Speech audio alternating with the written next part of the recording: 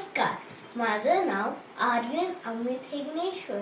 आजचा माझा कवितेचा विषय आहे आई. आज म्हटलं स्वतःला जरा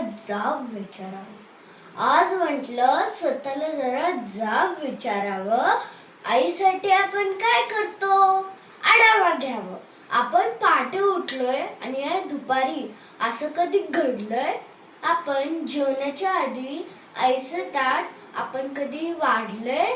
बरं, तुम्ही घरी येताना विनाकारण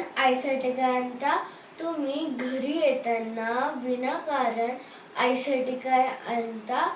बरं, तुम्ही सांगा, तुमचा फेवरेट कलर कोणता? देवा, आईला हवं ते मिळू दे अशी प्रार्थना कधी केली आहे? तुम्ही सांगा, तिने केलेला पसारा आपण कधी आवडतो? तरीही बाळा कुणी बोललं की तिचं मन येतं भरून. आपण बोलताना शिवाय मात्र आईवरून.